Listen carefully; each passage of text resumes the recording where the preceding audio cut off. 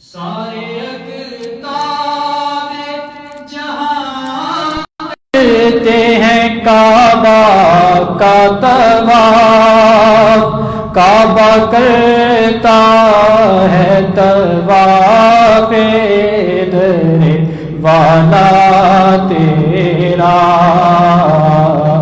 کعبہ کرتا ہے طواف در والا تیرا۔ اور کیا دبے جس پہ ہو حمایت کا پنجہ تیرا۔ یہ ایک بڑی مشہور حضور شیخ عبد القادر جیلانی کی کرامت ہے کہ ایک اللہ کے بڑے جلیل القدر ولی تھے اور انہوں نے ایک شیر پالا ہوا تھا، شیر پالا ہوا تھا،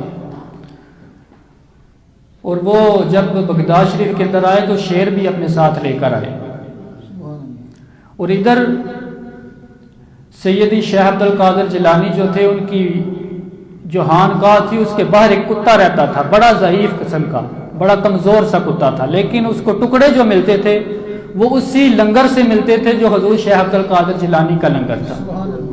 تو سید اعلیٰ حضرت نے یہ اس کرامت کو اس شیر کے اندر نقل کیا کہ جب وہ بغداد کے اندر وہ شیر آیا نا تو اس کتے نے اس شیر کو پھاڑ ڈالا۔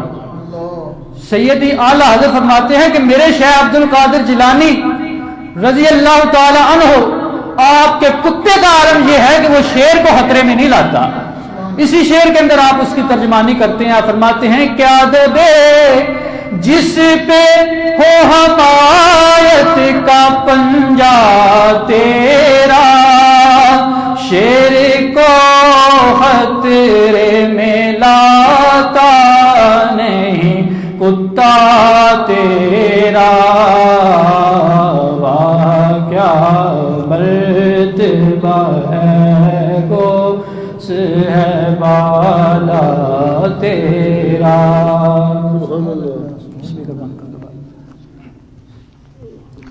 اللہ رب العزت کی حمد و ثنا اس کے پیارے محبوب حضرت محمد مصطفیٰ علیہ الصلوۃ والسلام کی بارگاہ عالیہ میں ہدیہ صلاۃ والسلام پیش کرنے کے بعد یہ ماہ مقدس جو ہے سیدی و سندی و مرشدی فی الدنیا والآخرہ حضور سید الثقلین غوث الثقلین سلطان الاولیاء حضور سیدی الشیخ السید عبد القادر جیلانی الحسنی والحسینی نور اللہ مرکزہ و رضی اللہ تعالی عنہ آپ کا ماہ مقدس ہے، اور اہل سنت جو ہیں اس کے اندر ایک بڑا عظیم کام یعنی کہ 11ویں شریف جو ہے بڑے اہتمام کے ساتھ کرتے ہیں۔ وہ تو تقریباً ہر ماہ کے اندر اور ہر مہینے کے اور ہر دن کے اندر یہ 11ویں شریف کا سلسلہ جاری رہتا ہے، لیکن یہ مہینہ وہ مہینہ ہے جس کو بڑی 11ویں شریف کا مہینہ کہا جاتا ہے۔ تو 11ویں شریف جو ہے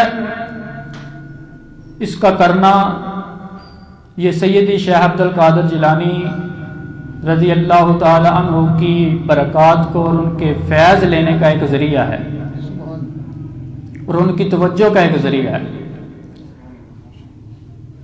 اور بعض لوگ یہ کہتے ہیں کہ یہ 11ویں جو ہے یہ آپ نے اپنی طرف سے بنا لی ہے، نبی کریم صلی اللہ علیہ وسلم کے زمانے میں نہیں تھے، صحابہ کرام کے زمانے میں نہیں تھے 11ویں شریف۔ تو پہلے تو ان سے یہ پوچھئے کہ کیا حضور سیدی شیخ عبد القادر جیلانی حضور کے زمانے میں ہوئے ہیں یا صحابہ کے زمانے میں ہوئے ہیں؟ یا اگر ان کے زمانے میں ہوتے تو یہ اعتراض بنتا، وہ تو بعد میں ہوئے ہیں۔ تو دوسری بات یہ ہے کہ کتنی ایسی چیزیں ہیں کہ جو حضور کے زمانہ میں نہیں تھی لیکن فی زمانہ اس زمانہ کے اندر پائی جاتی ہیں لیکن وہ جائز ہیں۔ جس طرح یہ دیکھیے میرے سامنے سپیکر پڑا ہوا ہے، یہ تو حضور کے زمانہ میں نہیں تھا، صحابہ کے زمانہ میں نہیں تھا، لیکن اس کے اوپر اذان دی جاتی ہے تو اذان ہو جاتی ہے، خطبہ ہو جاتا ہے، تقریریں ہو جاتی ہیں، اس کا استعمال کرنا جائز ہے۔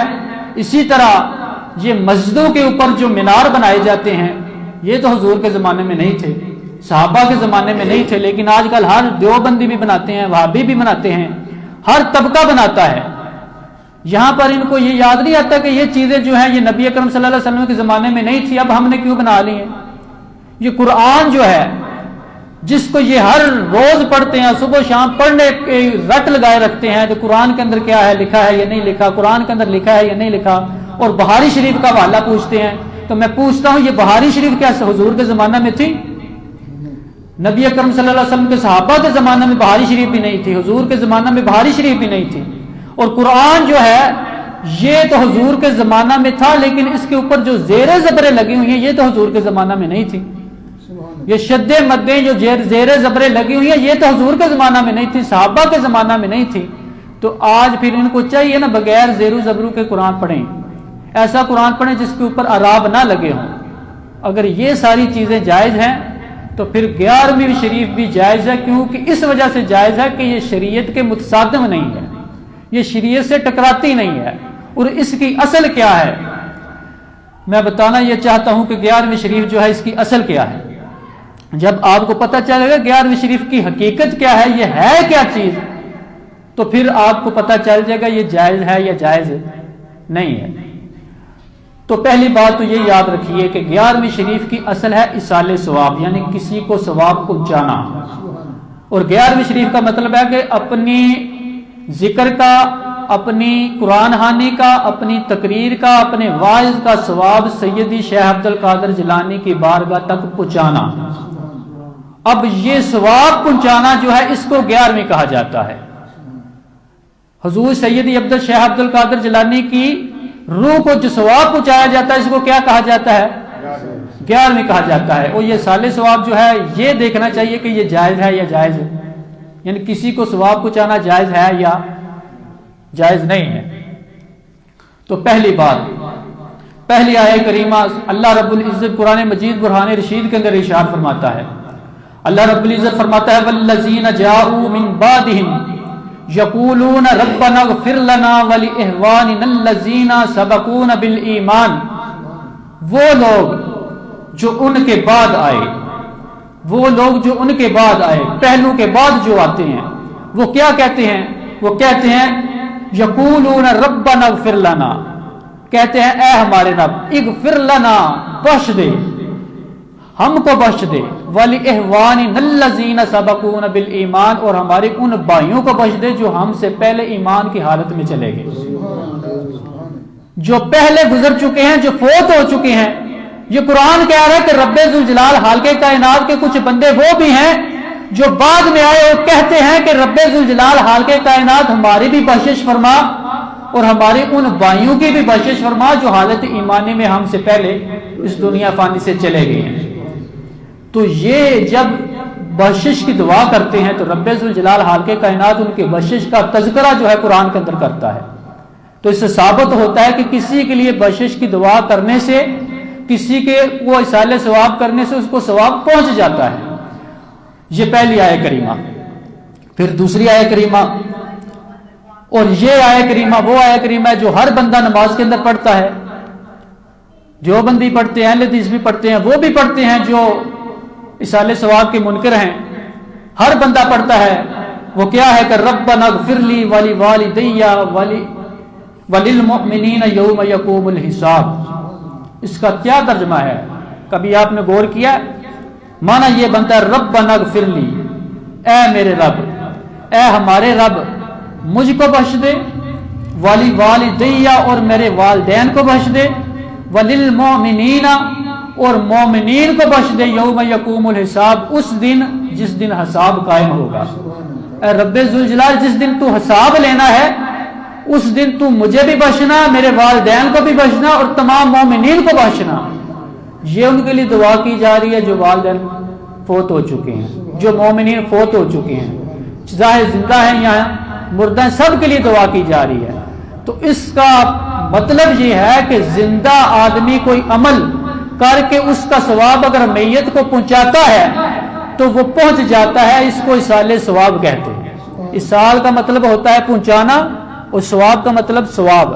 یعنی اپنے کسی کام کا ثواب کسی میت کو پہنچانا. یہ دو آیت کریمہ میں نے آپ کے سامنے رکھی ہیں قرآن کے اندر اور یہ قرآن سے ثابت ہے. اور پھر چند احادیث مبارکہ آپ کے سامنے رکھتا ہوں. یہ اصل سوال یہ 11ویں شریف ہے. اس کا حقیقت یہ ہے کہ یہ کسی کو ثواب پہنچایا جاتا ہے, یعنی کہ ہم اپنے افعال کا, اپنے اذکار کا, اپنے واعظ و تقریر کا ثواب جو ہے وہ سید شیخ عبد القادر جیلانی کو پہنچاتے ہیں. اور یہ الحمدللہ یہ دو آیت کریمہ سے ثابت ہے. اب چند حدیثیں آپ کے سامنے رکھتا ہوں کہ کسی کے عمل کا ثواب دوسرے کو پہنچتا ہے یا نہیں پہنچتا. دیکھیے یہ قرآن ہے, یہ رب ذوالجلال خالق کائنات کا فرمان ہے. آگے نبی اکرم صلی اللہ علیہ وسلم کا فرمان, اور وہ فرمان وما ینطق عن الهوى ان هو الا وحی یوحى, اس زبان سے نکلنے والا فرمان جو زبان سوائے رب ذوالجلال خالق کائنات کی مشیت کے بولتی نہیں ہے. جب بھی بولتی ہے وہ بولتی ہے جو رب ذوالجلال خالق کائنات حکم فرماتا ہے. نبی اکرم صلی اللہ علیہ وسلم نے ارشاد فرمایا ما من رجل مسلم يموت فيقوم على جنازته 40 رجل لا يشركون بالله شيئا الا شفعهم الله فيه. رب ذوالجلال خالق کائنات کے پیارے محبوب, کسی مولوی کی بات نہیں ہے, کسی اور بندے کی بات نہیں ہے, صحیح حدیث ہے. اور یہ حدیث مبارکہ صحیح مسلم کے اندر جو ہے امام مسلم نے روایت کی ہے. نبی اکرم صلی اللہ علیہ وسلم نے فرمایا ما من رجل مسلم يموت, جب بھی کوئی مسلمان بندہ مر جاتا ہے, جب بھی کوئی مسلمان بندہ مر جاتا ہے فیکون علی جنازتہ 40 رجلا, اور اس کے جنازہ پڑھنے والے 40 بندے ہو جاتے ہیں, کم از کم 40 بندے ہو جاتے ہیں. اور وہ 40 بندوں میں سے ہر بندہ ایسا ہوتا ہے لا یشرکون باللہ لا یشرکون باللہ شیئا, کہ وہ اللہ سے کسی کا شریک نہیں ٹھہراتے. وہ جنازہ پڑھنے والے ایسے بندے ہوتے ہیں کہ جو رب ذوالجلال خالق کائنات کا کسی کے ساتھ شریک نہیں ٹھہراتے. الا شفعهم اللہ فیہ, تو ایسے بندے جب اس کے لیے دعا کرتے ہیں تو حدیث کہتی ہے کہ اللہ رب العزت ان کی شفاعت اس مردے کے حق میں قبول فرما لیتا ہے, اس مردے کے حق میں قبول فرما لیتا ہے.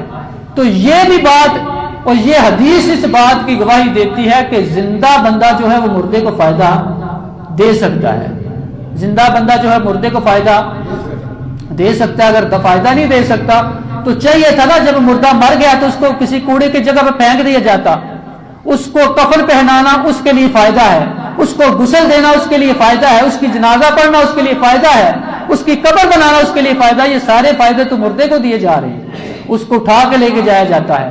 یہ سارے فائدے مردے کو دیے جاتے ہیں یا نہیں دیے جاتے. اور پھر نبی اکرم صلی اللہ علیہ وسلم نے فرمایا کہ جب وہ اس کے لیے شفاعت کرتے ہیں, کیا ہمارے پروردگار اگرچہ یہ ہمارا بھائی تھا, گناہگار تھا, بد کردار تھا, لیکن ہم تجھ سے تیری رحمت کا واسطہ دے کے سوال کرتے ہیں میرے پروردگار اس کو بخش دے. تو حضور فرماتے ہیں شفعہ اللہ فیہ, اللہ رب العزت ان کی شفاعت کو قبول فرما لیتا ہے. یہ مسلم شریف کی حدیث مبارکہ ہے. اور پھر ایک اور حدیث, اور اس حدیث کو شعب الایمان کے اندر امام بہقی علیہ الرحمہ نے ذکر کیا ہے. فرماتے ہیں مل میت فی القبر الا کالغریق المتغوث ینتظر دعوتا تہلکہ من اب او ام او اہن او صدیق فاذا لاحقتہ کان احب الیہ من دنیا وما فیہا. آپ فرماتے ہیں کہ کوئی بھی میت جو ہے جب قبر میں جاتی ہے, حضور علیہ الصلوۃ والسلام نے فرمایا کہ جو بھی میت جو ہے جب وہ قبر میں جاتی ہے تو پھر وہ کیا کرتی ہے, وہ انتظار کرتی ہے. کس بات کا انتظار کرتی ہے؟ فرمایا دعوتن تلحقہ من اب, ایسی دعا کا انتظار کرتی ہے جو اس کو اس کی باپ کی طرف سے ملے. یعنی میت جب قبر کے اندر جاتی ہے تو اپنے باپ کی دعا کا انتظار کرتی ہے, اور ام یا اپنی ماں کی دعا کا انتظار کرتی ہے, او اہل یا اپنے بھائی کی دعا کا انتظار کرتی ہے, او صدیق یا اپنے دوست کی دعا کا انتظار کرتی ہے. میت کس کا انتظار کر رہی ہے؟ اپنے دوست کی, اپنے والدین کی, اپنے بھائی بہنوں کی دعا کا انتظار کر رہی ہے. اور حضور فرماتے ہیں فائزہ لاحقتہ کان احب الیہ من دنیا وما فیہا, جب کسی کی دعا اس کو پہنچ جاتی ہے تو وہ اتنا خوش ہوتا ہے کہ اس کو پوری دنیا بھی مل جائے تو وہ اتنا خوش نہیں ہوگا جتنا اس دعا سے خوش ہوتا ہے۔ یہ حدیث مبارکہ ہے۔ وہ اس دعا سے کیا ہوتا ہے؟ اب اس کی خوشی اس کو فائدہ دے رہی ہے یا نہیں دے رہی؟ میت کا خوش ہونا میت کو فائدہ یا نہیں فائدہ؟ فائدہ ہے۔ یہ کون کر رہا ہے؟ یہ اس کے والدین کی دعا کر رہی ہے، اس کے دوستوں کی دعا کر رہی ہے، اس کے بہن بھائیوں کی دعا کر رہی ہے۔ اور پھر فرمایا وَإِنَّ اللَّهَ تَعَالَى لَيَدْخُلُ عَلَىٰ أَهْلِ الْقُبُورِ مِنْ دُعَاءِ أَهْلِ الْأَرْضِ إِمْسَالِ الْجِبَالِ۔ اور اللہ رب العزت حضور علیہ السلام کا اسی حدیث کے اندر آپ نے فرمایا کہ رب ذوالجلال مومنین کی قبروں کے اندر پہاڑوں کی مثل رحمت نازل فرماتا ہے۔ کس وجہ سے نازل فرماتا ہے؟ فرماتا ہے من دعاء اہل الارض، زمین والوں کے میت کے لیے دعا کرنے کی وجہ سے۔ زمین والے جو ہیں وہ میت کے لیے جب دعا کرتے ہیں تو تھوڑی سی رحمت نہیں بلکہ پہاڑوں کی مثل بڑی بڑی رحمت اللہ رب العزت اس کی قبروں کے اندر نازل فرماتا ہے۔ اور پھر فرماتا ہے ان ہدیۃ الاحیاء علی الاموات استغفار لہم۔ حضور نے فرمایا کہ زندہ اگر کوئی چاہتا ہے کہ میں مردے کو فائدہ دوں اور اس کو تحفہ دوں تو نبی اکرم صلی اللہ علیہ وسلم نے فرمایا ان ہدیۃ الاحیاء علی الاموات، زندہ کا مردے کو تحفہ دینا یہ ہے کہ استغفار لہم، ان کے لیے بخشش کی دعا کر دیں، ان کے لیے بخشش کی۔ یہ 11ویں شریف ہے، یہ حدیثوں سے ثابت ہے اور یہی تو ہم کرتے ہیں۔ کیا نبی اکرم صلی اللہ علیہ وسلم نے فرمایا کہ یہ جو ہے یہ حضور غوث پاک کے لیے تو آپ نے دعا نہیں کرنی، فلانے کے لیے کر لینی ہے؟ ساروں کے لیے کریے۔ جو بندہ ایمان کی حالت سے اس دنیا فانی سے چلا گیا ہر ایک کے لیے دعا کی جاتی ہے۔ اور پھر تیسری حدیث مبارکہ نبی اکرم صلی اللہ علیہ وسلم نے ارشاد فرمایا، اور یہ حدیث مبارکہ جو ہے مجمع الزوائد کے اندر جو ہے موجود ہے، فرمایا ان الرجل لیتبع یوم القیامت امثال الجبال من الحسنات۔ بڑی پیاری حدیث ہے۔ نبی اکرم صلی اللہ علیہ وسلم نے فرمایا کہ جب قیامت کا منظر ہوگا بندے اپنی قبروں سے اٹھیں گے، جب ایک بندہ جو ہے اپنی قبر سے اٹھے گا تو دیکھے گا میرے پیچھے نیکیوں کے پہاڑ چلتے آ رہے ہیں، میرے پیچھے نیکیوں کے پہاڑ چلتے آ رہے ہیں، بڑی بڑی نیکیاں چلتی آ رہی ہیں۔ تو نبی اکرم صلی اللہ علیہ وسلم نے فرمایا فَيَقُولُ أَنَّ هَذَا، وہ کہے گا یہ کہاں سے آ گئی؟ میں نے تو یہ نیکیاں نہیں کی، یہ کہاں سے آ گئی؟ أَنَّ هَذَا، یہ مجمع الزوائد کی نبی اکرم صلی اللہ علیہ وسلم کا فرمان ہے۔ فرمائے گا أَنَّ هَذَا، یہ نیکیاں کہاں سے آ گئی؟ اتنی بڑی بڑی نیکیاں۔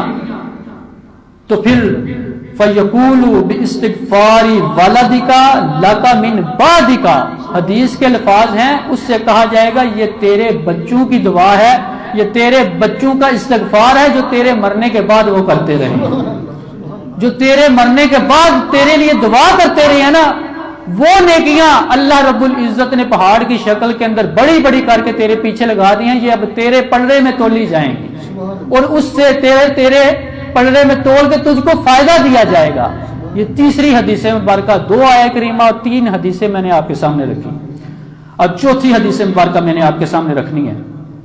سیدنا حضرت انس بن مالک رضی اللہ تعالیٰ عنہ سے روایت ہے، فرماتے ہیں نبی اکرم صلی اللہ علیہ وسلم سے سوال کیا گیا کہ ہم مردوں کے لیے دعا کرتے ہیں، حضور سے سوال ہوا ہم مردوں کے لیے دعا کرتے ہیں، اب شیخ سید عبد القادر جیلانی جو ہے وہ بھی دنیا سے چلے گئے ہیں، ان کے لیے دعا کرنے کا نام 11ویں شریف ہے۔ اب اس کو حضور سے پوچھا گیا کہ یہ مردوں سے ہم مردوں کے لیے دعا کرتے ہیں، مردوں کے لیے، اور ان کی طرف سے صدقات کرتے ہیں اور حج کرتے ہیں، کیا یہ چیزیں مردوں کو پہنچتی ہیں یا نہیں پہنچتی ہیں یا؟ یہ تو حضور سے پوچھا گیا، اب مولوی سے پوچھنے کی ضرورت نہیں ہے، نبی کریم صلی اللہ علیہ وسلم نے فتویٰ پہلے ہی دے دیا ہے۔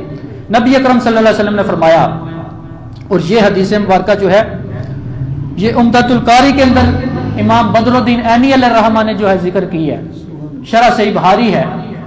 نبی اکرم صلی اللہ علیہ وسلم نے فرمایا انہ لیصل الیہم، حضور نے فرمایا یہ تمام چیزیں جو ہے وہ مردوں کو پہنچ جاتی ہیں، یہ تمام چیزیں جو ہے وہ مردوں کو، وَإِنَّهُمْ لَيَفْرَحُونَ بِهِ كَمَا يَفْرَحُ أَحَدُكُمْ بِالطَّبْقِ إِذَا أُهْدِيَ إِلَيْهِ، اور یہ مردے جب ان کو یہ تحفے پہنچتے ہیں تو اس سے اس قدر خوش ہوتے ہیں جیسے تم کو کوئی تحفہ ملتا ہے تم خوش ہو جاتے ہو۔ حضور نے فرمایا جب تم کو کوئی بندہ تحفہ دیتا ہے اس کا فائدہ تم کو ہوتا ہے، تم خوش ہوتے ہو، تو ایسے استغفار، ایسا حج جو تم نے اپنے والدین کی طرف سے کیا ہے، ایسا صدقہ جو اپنے والدین یا کسی میت کی طرف سے کیا ہے، وہ چیزیں جو ہے اس کا ثواب وہ میت کو پہنچ جاتا ہے، اور وہ اس کے ساتھ کیا ہوتا ہے؟ خوش ہوتا ہے، اس کے ساتھ کیا ہوتا ہے؟ خوش ہوتا ہے۔ اور پھر اور بھی کئی حدیثیں ہیں جو اس کے اوپر دلالت کرتی ہیں۔ اب ایک اعتراض کیا جاتا ہے، اور قرآن کی روح سے اعتراض کیا جاتا ہے، میری ذمہ داری بنتی ہے کہ میں اس کا جواب دوں۔ کہا جاتا ہے کہ 11ویں شریف جو ہے وہ جائز نہیں ہے، اور اس کی دلیل کیا کی دی جاتی ہے؟ میں نے تو 2 آیت کریمہ آپ کے سامنے رکھی، تقریباً 4 حدیثیں جو ہے میں نے آپ کے سامنے رکھی، اور صحیح الاسناد حدیثیں ہیں، کوئی بندہ اس کے اوپر جرح وغیرہ نہیں کر سکتا۔ ایک بندہ اعتراض کرتا ہے، اور دوسرے گروہ کی طرف سے اعتراض کیا جاتا ہے کہ رب ذوالجلال خالق کائنات جو ہے وہ قرآن کے اندر ارشاد فرماتا ہے وَلَيْسَ لِلْإِنسَانِ إِلَّا مَا سَعَى وَلَيْسَ لِلْإِنسَانِ إِلَّا مَا سَعَى۔ اس کا ترجمہ جو ہے یہ بنتا ہے کہ انسان کے لیے وہی ہے جس کی اس نے کوشش کی، جو انسان جس کی کوشش کرتا ہے وہی اس کو ملے گا، اس کے علاوہ اس کو اور کوئی چیز۔